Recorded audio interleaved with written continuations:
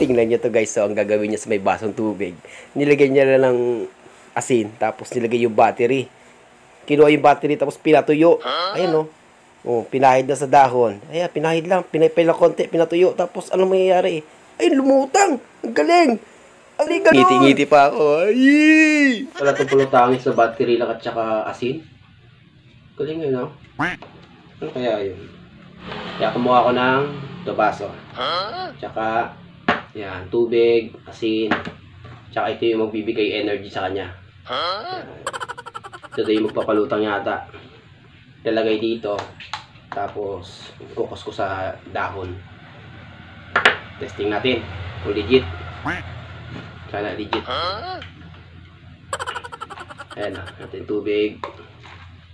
Suro konti lang. Konti lang. Galing yun, no? Tapos, asin. Ilagyan ng asin yun, eh.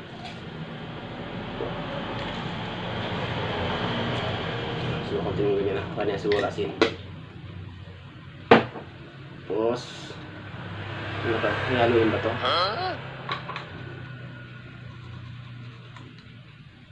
Shake na lang natin. Tapos nalagay yung battery. Ito yung battery. Ilang minuto kaya yun? Ano, parang nagbubula-bula siya, oh. Ayan, oh. Tapos lulutang na yun.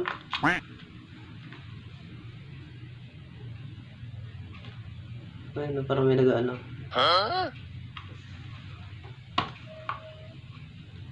Oh, may tumutunog. Sa asin.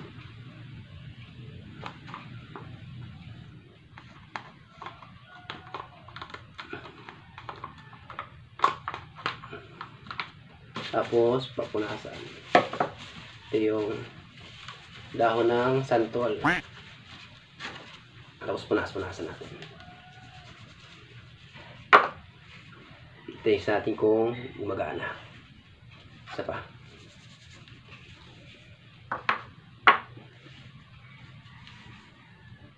Yan, testing natin kung gumagana. Okay. Ano ka mo? Ha? Lumatin naman malulutang yan. Kilis gusto ng battery yan, eh.